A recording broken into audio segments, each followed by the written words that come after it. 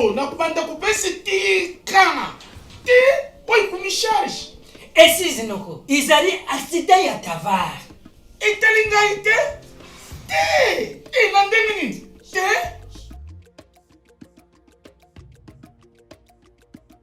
Ngani kuna nga azaka enseignant na collège asala accident afuta makana sensap. Sensap? Surtout pas. Olobi sensap.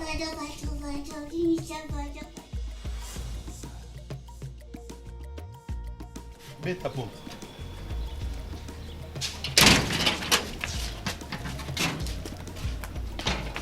Oh, qu'est-ce qu'il y a?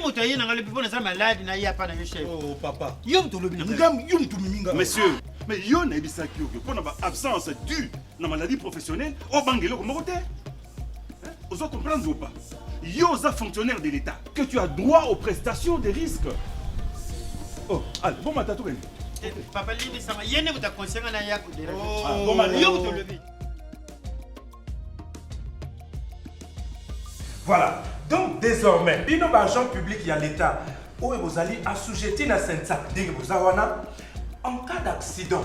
Et Sengeli Oyebisa, supérieur hiérarchique Nayo, a déclaré en gros immédiatement na agence ya sensa dans un délai de 8 jours ouvrables pour un accident de travail, 60 jours pour une maladie professionnelle, pour pas soyons en charge tomber au bénéficier d'une prestation de risque professionnel. Risque? Risque ezali maladie professionnelle. Donc bokono oyo ozui na nzela musala na yo.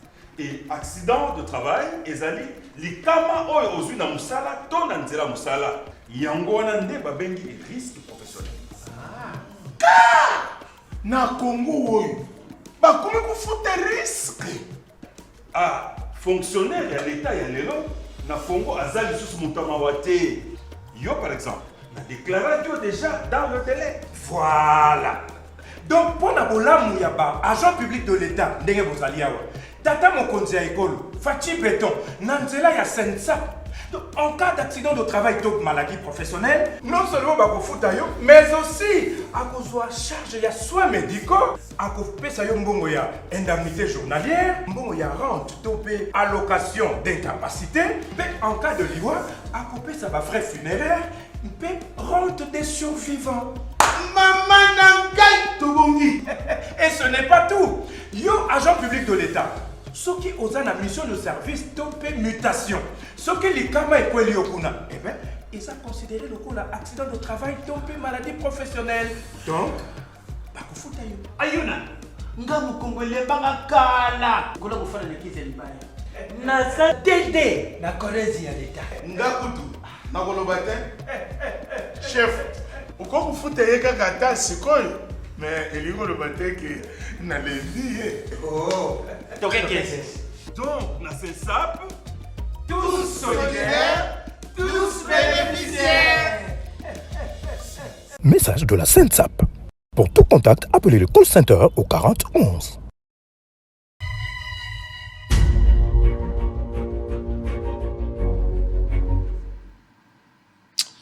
Mbote Nabino, Balandignon sur Abosolo Télévision, la première chaîne au cœur des investigations.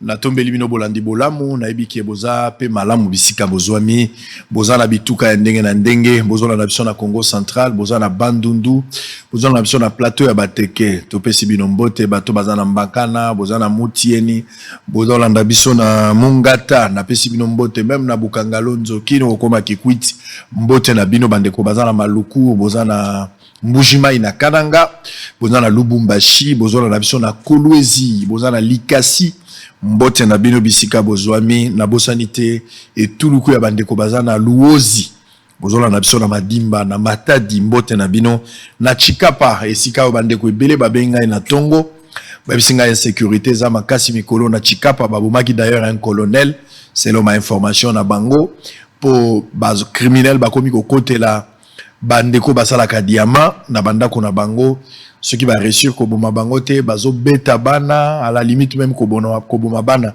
ce qui n'est pas logique, mais arrestation arbitraire, police et comique au Kangaba jeune garçon, nyonso, na évité sur Bazo Kangabango pour des raisons d'enquête ou bien la sens il faut pas Kangaba jeune nyonso.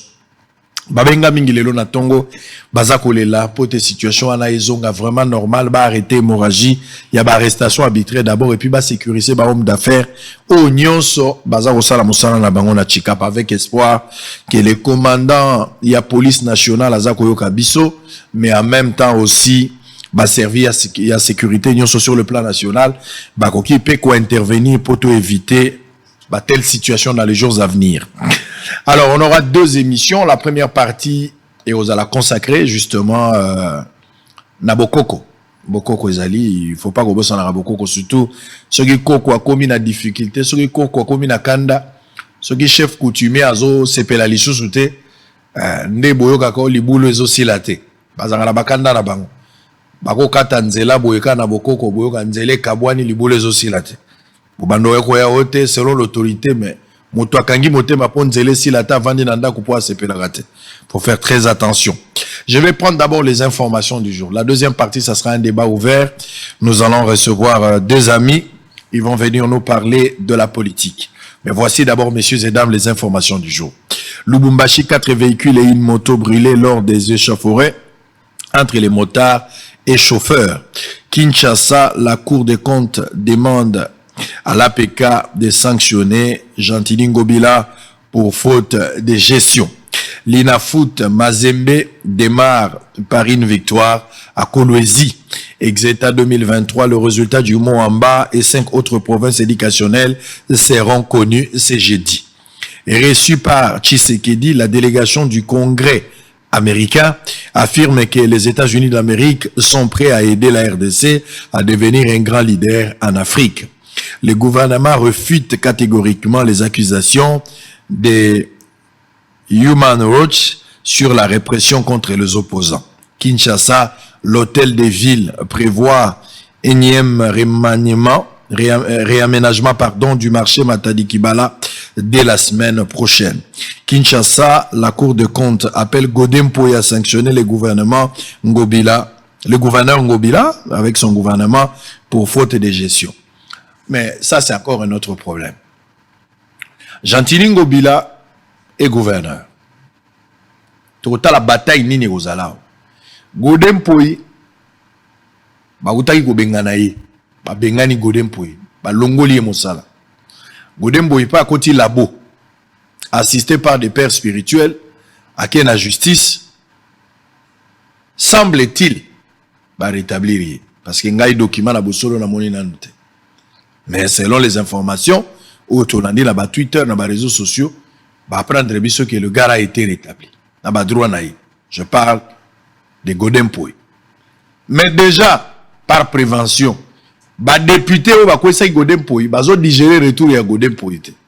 Alors que Cour de compte azo senga Godempoy akwisa Godempoy lui-même akwisa te. Il faut avoir concours ya ba député, il faut avoir concours ya bureau na. Au bureau wana balingi yete.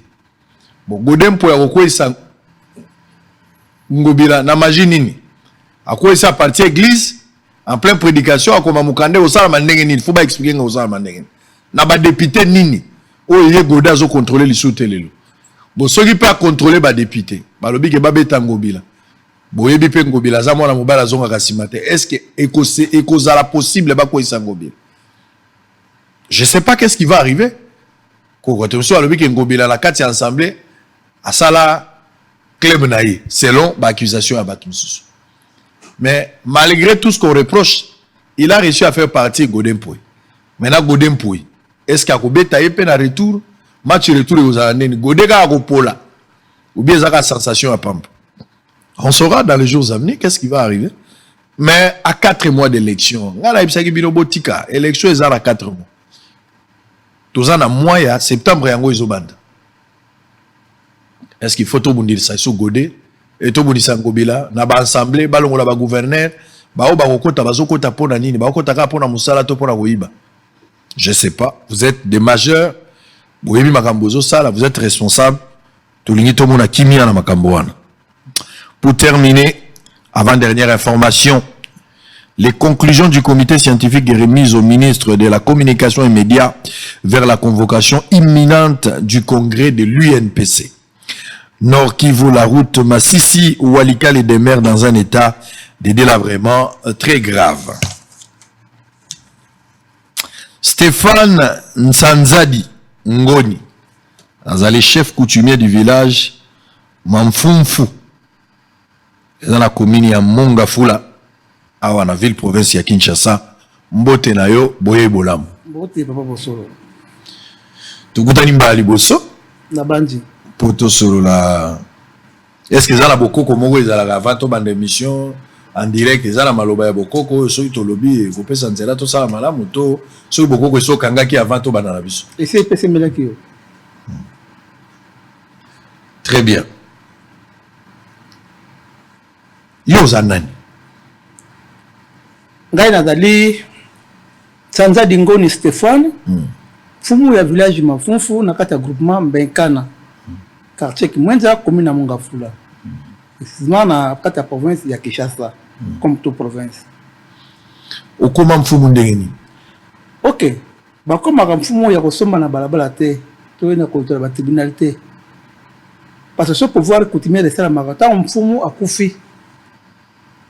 Ya babakunda mfumu wana bokonjisi epesami. Po tout le monde na tongo et dans le corps la formalité et makamususu. Tant mfumu si ça kufi na 2012 to vendre ngomulayi po ezaki na moko faire succéder pouvoir le corps la mfumu makiaji. Wana boyobela baliwa oyo mutazo bela bomoni kazo kende akomi da ko céder pouvoir tant aza vivant po so mfumu akufi na accident aux héritage ndenge. Même mfumu yambo a céder pouvoir il faut préparer po ata papa na ndako oza ba ata baza 1000 ata baza motoba mozala mwana oyo so bongisaka déjà tango yo na bombo yo na makasi oso bongisa boso bongisa nyonso na 2014 ça mangindiki na 2014 tant mfumu makiaji okufa nde bakurutu babi non lokola makiaji akufi si asipasi akufi yao makiaji zote mutima de pouvoir assez akufi to pesa pouvoir pas mwana Nsanzadi yende bazaki na mfumu si asipela mfumu makiaji ngai lokola nzola kubwana ana nazali kupesa bukonje pa ya mwana na ngai po ileke na mobali ya boti na pesa bukonje pa mwana na ngai nazo bukonji na 2014 le 29 novembre na miso ya libota na ngai pe na miso ya chef de groupement na ngai bakonja leta pe bayebi kino lelo mibu na kokisi 9 ans d'expérience pour ça la mfumu. Depuis au komi mfumu matata tikali ko sala mateba to nyonso na communauté bandimaki yo. Oh oui. Ozuli kama moko te bitumba esalamite. Na to li kama te ba bitumba te. Mosala mfumu ezala nini? OK. Mfumu azana pa ko batela. Nde omona ko musese oyo. Wala ko na musese. Musese oyo ezokola sa village Mobimba. Mfumu azala kola mwana musala ya mboka wazali ko batela mboka Mobimba mai zamba basimetière na batu yo batela ondeni yo policier te obatela ondeni. OK.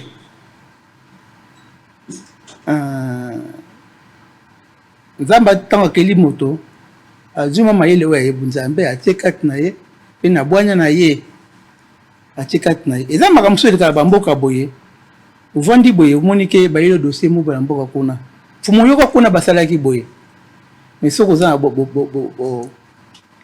bunkumo na te obomika mboka te po nkuma komona makila te nkumpe za nganga te nkumu so akumi nganga seke nkumu eza te te kuma salaki miracle te kuma za na maloba soka binde salami soka bia pamboli boko batela mboka nenga na yeba bo batela ngona kindoki na maloba kaka nali loba kaka bilo bozaka mandoki te nkuma za ndoki te so na biboye se nkuma kumi ndoki se musale bebi ubu ndoki nde buza bonzambe au pouvoir coutumier ezali établi par yemo konzambe ndenga pesa ke pa ba David c'est que nzambe bibu kumona bondoki ya bonzambe ezali siko babike ko wana ozana ngona maboko bozaka na ngona mona ngo généralement na bankumu ebele ezaka mabaya ka ya bana académique basali bosombi boche basinga rouge to eza ba biloko boko bozwa la cimetière bo eutaka wapi biloko bino ozana ngo na sepeli monganga pe azala bisale na yeti ana kote pano namoni bisale no musale zaliti moko ta kozanga armoire ya musala lokola ngai nkumu elimo musala kozanga na ngate singeza kati na ngai yango sakona za nkumu meza lokola kwanga lipate pona ko peso mamusu na baba ko mate so pesa nzeta na maso na baba te libanda pesa motema na bolingo babo so sima lokoti malibanda na osimi kinsi banda kina ndenge no ke kumi yanga na juite eza mukumba ezo PZP dezo batela mboka biloko wana ouais et bim sambongo te ce qui coupe ko bim sambongo c'est que comme magie ça va po bato ebele soko le makambo nkumu moto azobanga azokanisa lokola nkumu aza motu moko boye soko koti fo bandokima to sa yango na ngai tolongola nano mwa makanisi bato bazalaka nango mpona makambo ya bamfumu fumu azalaka mpe na mwasi aza mpe na bana oui nkumu aza na mwasi na bana ndo omoni yo sala mpe na mariage religieux bato apambola bino paster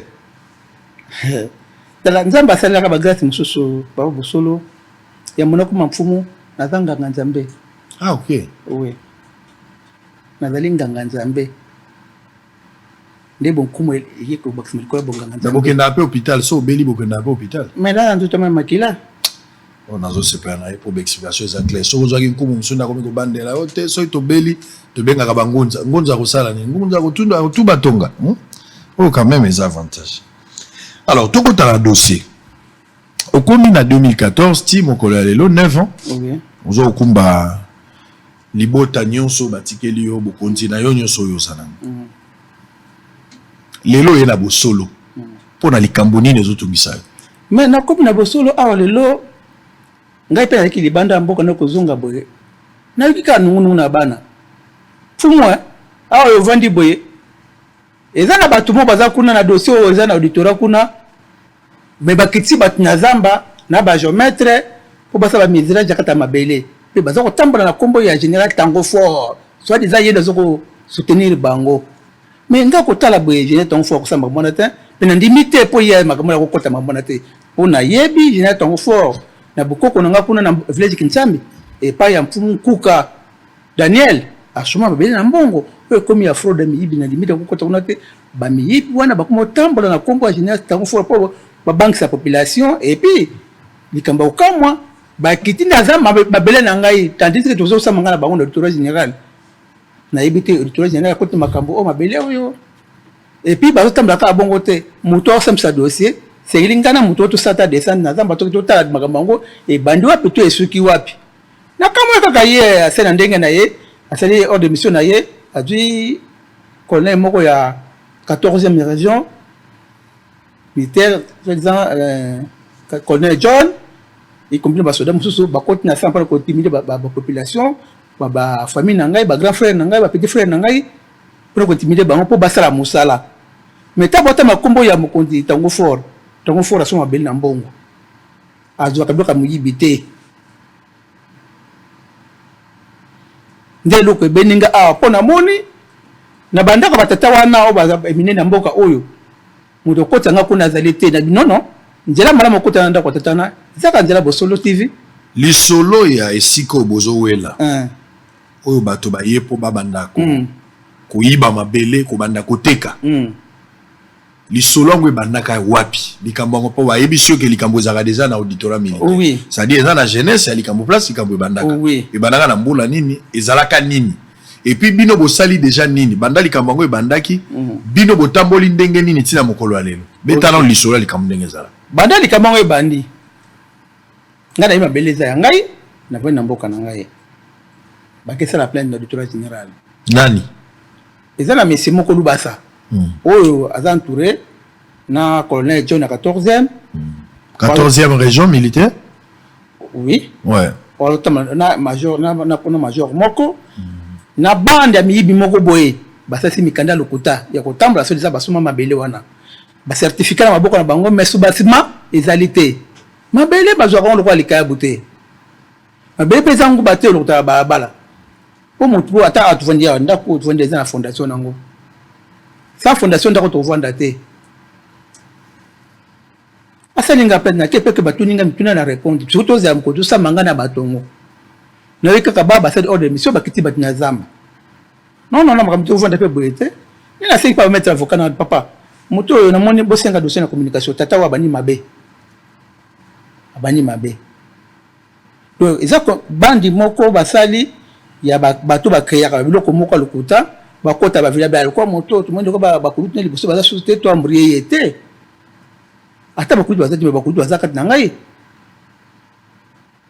na ngai basali plainte contre yo basali plainte contre ngai batikaki yango wapi auditorat général militaire bon makambo ba auditorat bakotaka na makambo mabele deux fois na yebaka mboko makambo eleka est-ce que na auditorat mususu basali sous plainte mususu na parquet général et puis basali na kataka parquet basali na compte ya IP crime ya parquet général kono nini ba ko intimider ba mikande zo ko yaka po ba lembisa chef alemba et puis na makalisa ba ko ba keno to do chef to bomba ekuna to assigner document 80 hectares au cinéma na mabele ya nani na concession ya nani pe yango na bip na ye pa papa bosolo batu wana bato lolenge wana baza bato bobo kuvanda ko pele bato bazalite po bazali ko tamba na bakumba ba continuer ga lokuta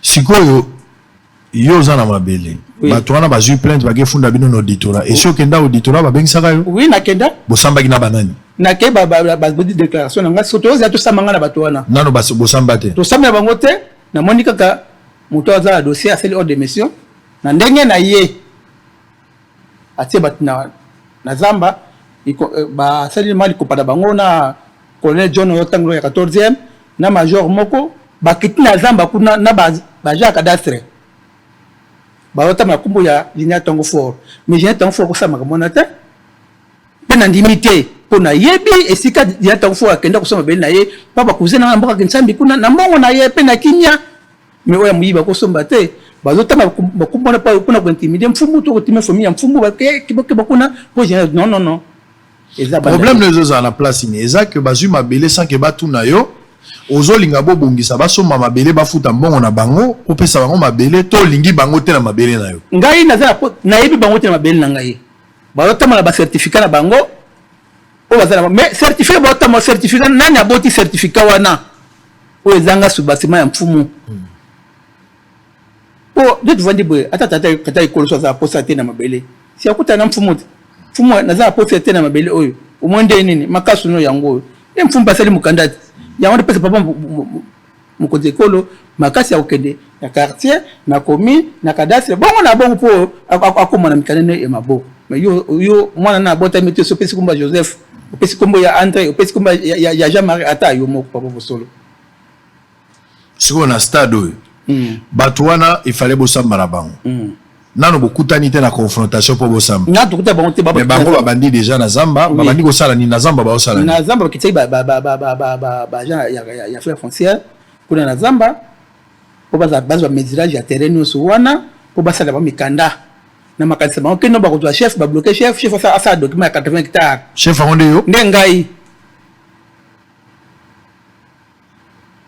non nano babandi kokabola te bakabola ndenge nini po chef wana ba duete po asa mukanda 80 hectares bongo yo porter plainte te pona nini contre bato wana mais juste yana bina yo dossier wana o baba sayaki na sei ba mettre avocat na ngai ndi azoki na dossier na communication balon na boka moto na asabda dossier moto mususu asambisanga na bango to sambanga na bango boye ata donc dossier combien en communication oh oui to sambanga na bango changer juridiction juste ala sanga comment zo mabele na ngai ote nazana na procuration moto asali ko procuration azo mabele on lolengeni nini po boye ba pe nani aza penza na kati ya likamba oui omoni makamba ko selo yo na kendaka période moko na monga fula mwasi moko asali izine na ye ba frites ba pommes de terre tout ça na ba chips soko kobi na re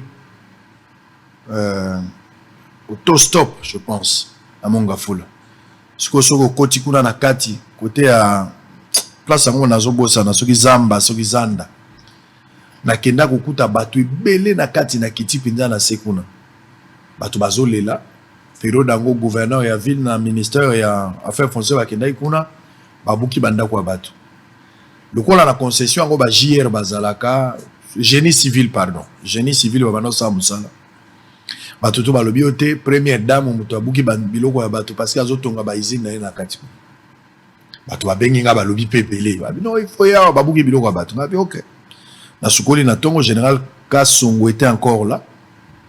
Bah image en ezali, je pense que d'état goza nango tant je sais pas. Na kiti kuna na se. Na komi kuna na kuti tala ba famille ya batu ebele. Batu bazolela banda kuna bango ezo kende na ke kotala pe izini ya mwasi wana. Na kuti pe yango. Siko na bandi ko sala enquête na yeba nani penza zali mukolo izini wana. Est-ce que izini wana asengi babuka to batu bazana information malamu te. Batambusa balobi ke première dame mutabuka kuna. Mama Denise mutabuki kuna yende mutabuki. Na sangisi batu nyonso nga biboyi bisangaka ke baposanga ba preuve que Mama Denise moi c'est mokonza mboka mutabuki bino comme ça tout ça la démarche to luka ndenge nini to ko résoudre problème. Tina bimai kuna française ate. Mutuwa ko yote nga bisenga te selon jour wana to na badayo kene yote ye mutalobaki ye muta finalement ndenge na bimako ne logo ezala ite. Et puis tu vérifies que tu n'es pas la première dame. Tu connais bango la service na bango ba répondre biso que la première dame a tikala ko zwata lupa on a mabele wana te ni de près ou de loin. Donc bato bazana ba trafic d'influence ya modèle wana. Lelo bato la ba vanda kimia ponga na kota kilikambo wana. Tu crois que ça lisa bango et puis tu tires les choses au clair. Première dame Mama Denise ayeba ki lo kwata moko kuna te. Bato ba bande ko trafiquer na ndenge na bango biso pe to yeba ki lo kwa. Mais après vérification kimia e kota bato batongi banda kuna bango. De même pour na likambo ya village na photo yeba soki eza tango fort pour bango bazotanga tango fort yo ko bana nte eza ete photo yeba soki eza ete et ko kozala ye tout comme ko kozala ete yo ti yango na ba condition il faut ko vérifier ya mibale le ko l'avocat na seki likambo ekende na likolo ba bengi yango en communication ba changer sika ya kosamba avec espoir que ko sambisama pour que ba tirer les choses au clair. Mais en attendant, sécurité à village, les années. Oui, mboka za kimenda za kimete. Comment? Za kimete pour basali ba bandi moko ya ba bureau de ba lukanga tina ndako tina botu mususu ba monde be bana nzela papa bina Kenya za wapi. Azana ndako ya ka to peso mbongo. Ta biloko bongo. Kaka lamkanise ke no to ese bozo me masanga ba na munza ibunga ka te ba te mazolo a. Ni za to récupérer kaka akosala mokanda 80 hectares. So ça mo 80 hectares bo to libérer na bisoye. Na bulu na bongo za bongo. Mais ngai pe naza bukoko na ngai pe tango ya azo beta masolo ngai ngai pe leki wana leki na kependa kote mususu wa kulukanga ndako na 1h30 ya lukanga wana 1h05 ngai aza libanda zomo na bango mususu akutana na balabala ya kata kutana mwana ora kutana ngamba papa za anda utasi abimaki tala biloko bazoluka mabele eza loba saka nango te mabele eza sacré joa mabele mutu na bosolo mais na bukuta te kaka ndenge okumpa pa na bosolo tizi yao na bosolo nde tokotonga ikolo na biso Congo alors nazo kotire batu wana matoi mokonzi ya mboka pe ayoka likambo oyo babanda miyibi wana esili te baza ebele o balingi Congo ebunga te bazosunga mokonzi ya mboka te baza aposa bama beshe kaka mokonzi ya mboka po talisa bamfumu tosika se mitema biso mabe ko zape solo mabe ko za solo na mona ka makila te alors nazo ko mona makila te bato wana babeda ba matoi o bazo tambe ba kumba jeunesse tango fort pe bate ko tama kuma jeunesse tango fort so pas za makamwana pe aba bato ya ke makamwana kota te so za posa pe te na mabele mboka na ngai ndenga joki na kinsambi aya kuluka penga moko na ko pese te na mabele na mboka na ngamoko nde loko ngazo posa ya mwana. Très bien. Alors, Lilobano ya suka na bana nyonso village no lobaki ezani village mafunfu na monga fou les à côté ni m'expliquer juste omoni si de le cas vers Bonobo ouais naïb so du cas Bonobo ce qui tout droit à Bonobo comme talak de ma volonté tout droit Bonobo au comme na site Chilombo village de Kolona site Chilombo de place bakenda kolona babiloko yango na babenga site yo mokonzi ya mboka yaka kolona nde yango non mokonzi ya mboka tango pour mokonzi ya mboka sala ka activité mon côté à Mavale kuna na likolo ah ouais yango eza likolo na groupement na groupement c'est kinga na bantu zaka boto tala na boyikaka bazana lo na biloko na ibite balona kaka yo muto za côté na balona misala ezo salama ça ezo salama eza kuna pena likolo donc otala na bango ka bo voilà misala ezo salama donc oza voisin ya chef de l'état na esika projet wana eza boye donc so motalinga ko mepa na yo aketi na bonobo eza na route kimwenza soko oza na cité verte okoti nzela babengaka route kimwenza okoti yango okoleka basebo tiki sebo na gauche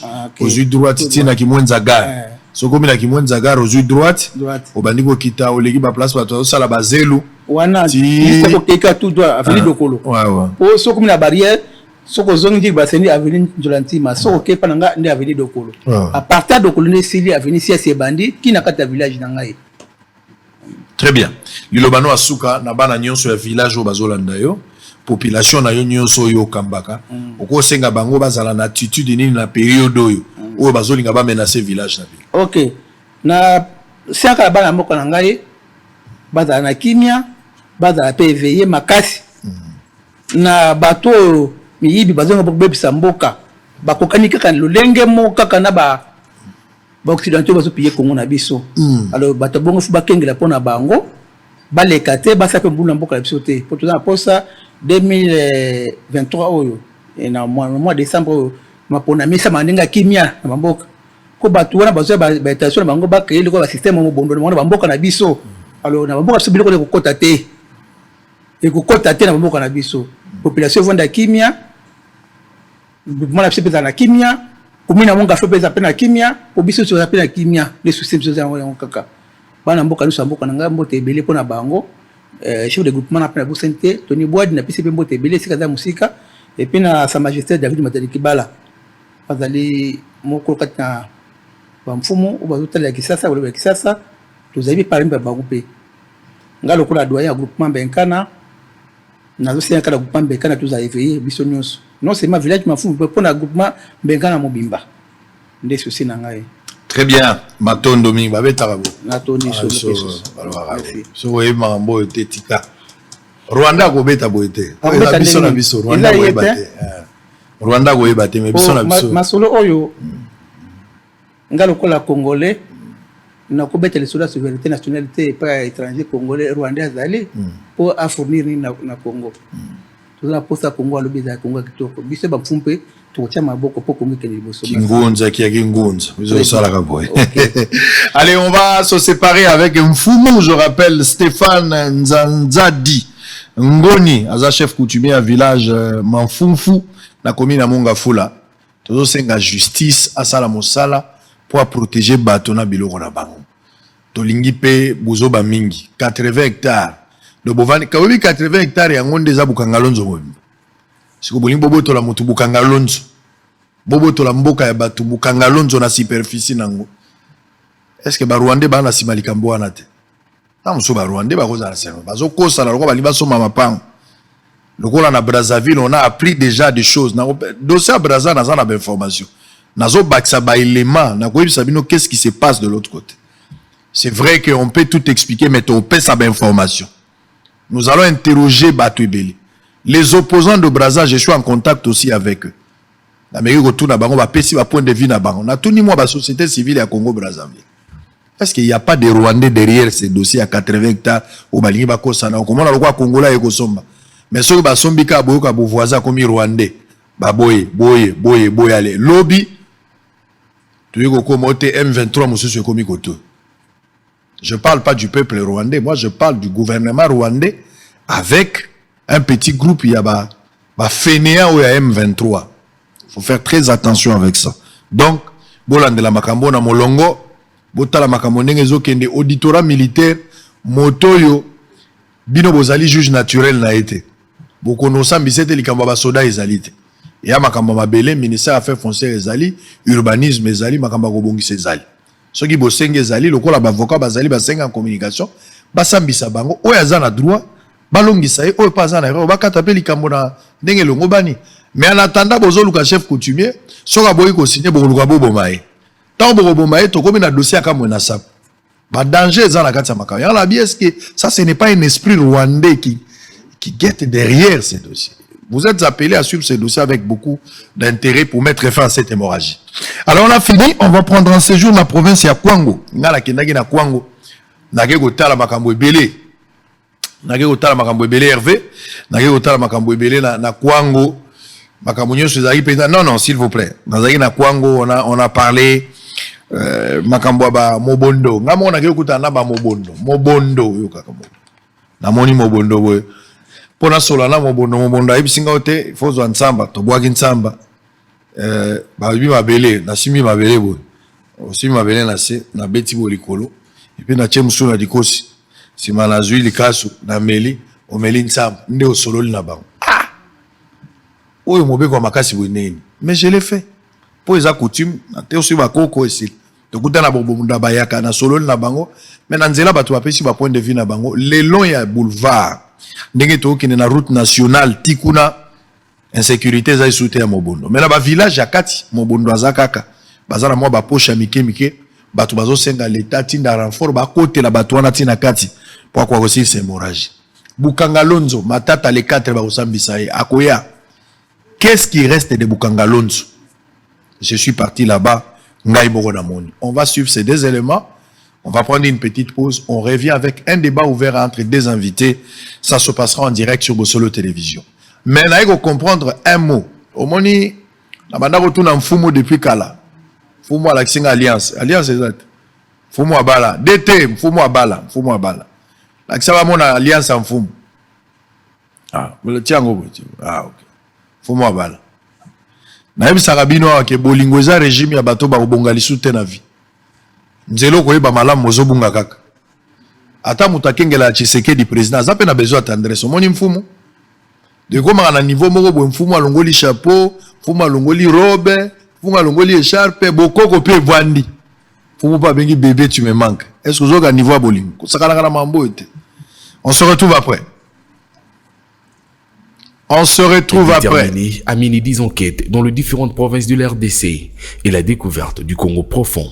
C'est la mission principale qui s'est assignée la chaîne de télévision Bosolo TV. À cet effet, le patron du groupe de presse Bosolo, Israël Mutombo, à la tête d'une forte délégation, est descendu dans la province du Kwango pour palper du doigt les différentes réalisations de Madame Francine Saïdi, patronne d'une ONG qui s'occupe des enfants militaires et policiers, ainsi que leurs dépendants, plus particulièrement son champ de maïs à Bukangalonzo, où ses projets agro-industriels n'ont pas pu donner les résultats tels que souhaités. Après être passé sur les antennes de Bosolo Télévision pour parler de ces projets qui visent à lutter contre la famine et donner de l'emploi à des milliers de jeunes de ces coins du pays, Israël Mutombo a voulu lui-même s'enquérir de la situation.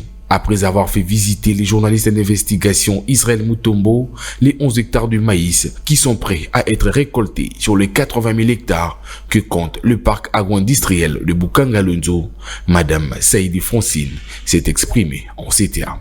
Bon, nakoyeba te ke koloba lokuta, mabe na kojije bato baza ba lokuta. Bon, nzamba sala grâce na moto oyo alingi. Nde onga na koloba kaka so pe nzambe te parce que lona mi na saison sèche na ba période mo bondo wana. Ba osa ndamu ti 11 ekoki basali. Et puis masango yango ebimi. Même ngakuta na kondima te mete manzambe atekinga loboko masango yango. Donc o mona ke ce que daki neti daza particulier te ke ngamona sala bo to za ngamona sali. Mais ce gouvernement sali. Biso moko ba congolais. D'abord, ce toza na volontaire na bolingo. Tolia masango, est-ce que tolia masango yango kutuka o ki so tiango na machine mouleze yake ebimisi pe bo bal tepe me fufu pe balambi yango. Elle relève que le buté a des énormes difficultés, des moyens de transport et les engins est tels que des tracteurs, mais qu'il faut emprunter chez les directeurs techniques de la firme sud-africaine qui coûte énormément cher. Difficulté yango neza moyens de transport, au salaboé ba tracteur ezate, to banda aux tracteurs ka ya parc wana il faut foutre cher le double. Trotanga ku montante po bazake otsango pe na mutema ke o lemba na o bwa ki ça passe ta no distance o bana ba oluwese bien ba chef technique o bazaki wana nde banda oluwese mais a masango na parc na 85 000 hectares masango ezaka yango. Elle a réitéré son appel au couple présidentiel d'élever Nironed pour afin récolter ses maïs et les faire sortir vers centre de consommation dont la capitale Kinshasa. Mama Denise. Mama, wenjo mama Baraka, ya papa Félix Antoine Tshisekedi. Uko mama ba Congolais bobot. angalia muhindi ne tulilima hapa tunafanya kama unatia mikono hapa kui park mama batoto wako binembi kwa pepe congolais batakula batalia pepe congolais atalia nzala tulifanya hii juu mimi niko mtoto wa militaire mais nafanya juu ishikwe tu en particulier batoto wa militaire mais juu ya pepe congolais hii muhindi hii mimi tulilima iko yangu ni ya pepe bina mpatia ba pepe juu bakule. Et prenant la parole à cette occasion, Israël Mutombo a fait cette mise au point. Moni masango yango so banigisi yango awa badi eliami ko pesili.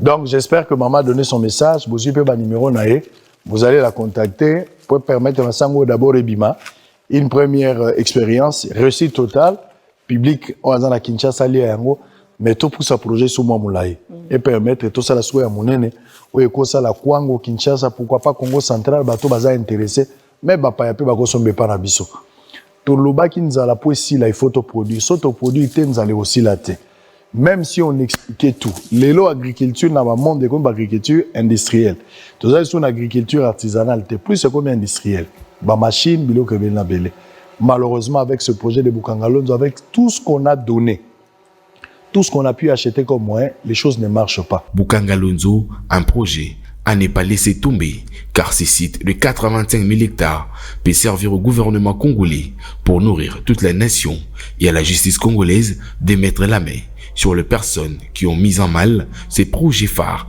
de la mandature de l'ex-premier ministre Matata Ponyo, car c'est l'argent du contribuable congolais.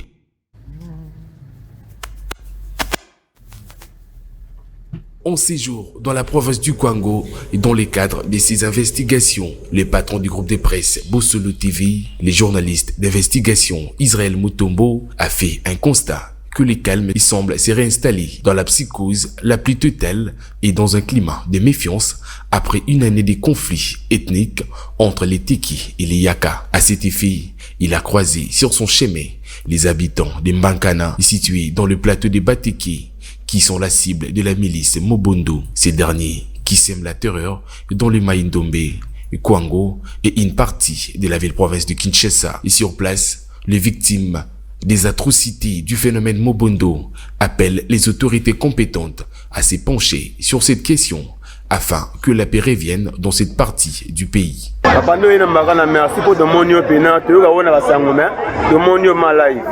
Et en ambakana, tu as bien été. Vous avez des points à nini. Ne donnant l'insécurité. Biso vivre en Azamba. Maman a biso parce que maman va kenda en Azamba. Mais à mi so maman va kenda sous Zamba. Des points à nini. Bazoba ngamobondo.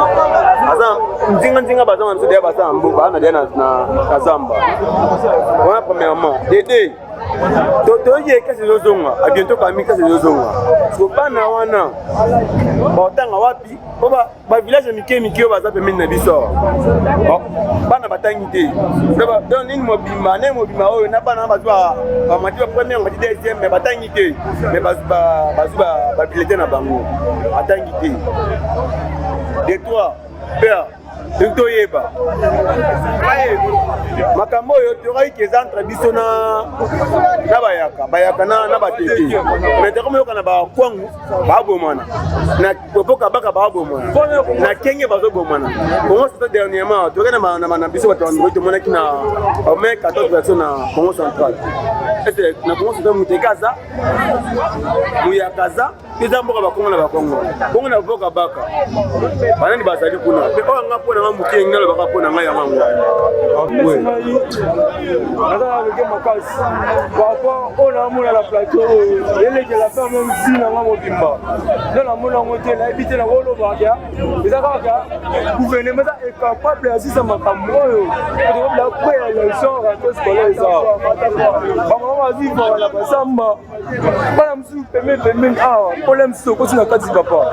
So ko na peme na tout ba village ba lo centre. Ba ko so bilo awa ba lo la ville to lo ba peut-être. Ba sala bilo on ne so awa.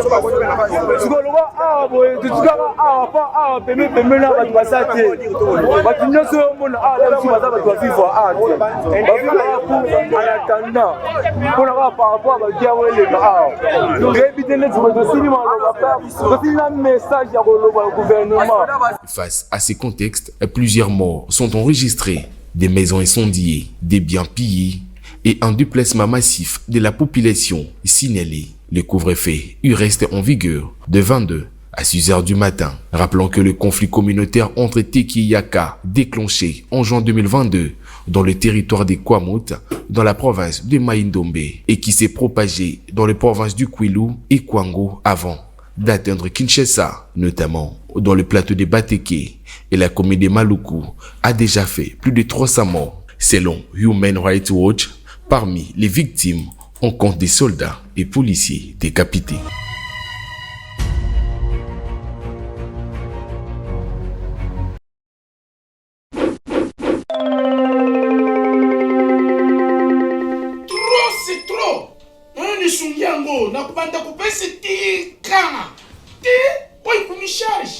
Esisi noko izali accident ya tavar. Italinga ite? Te! Inande nini? Te?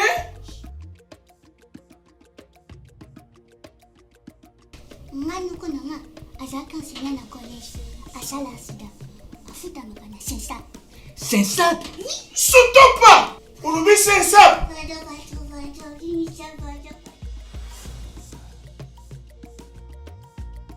Mets ta porte.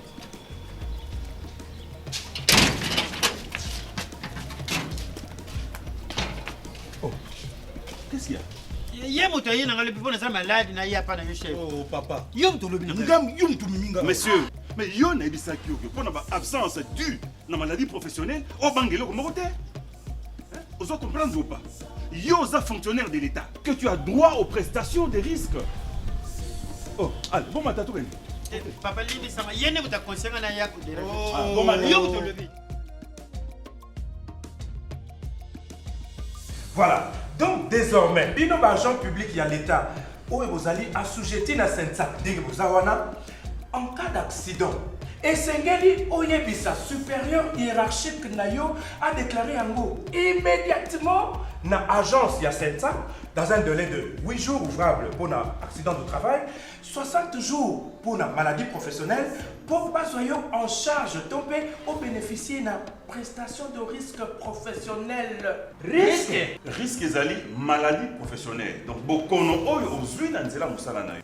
Et accident de travail ezali likama oyo ozui na musala to na nzela musala. Yango wana nde babengi risque professionnel.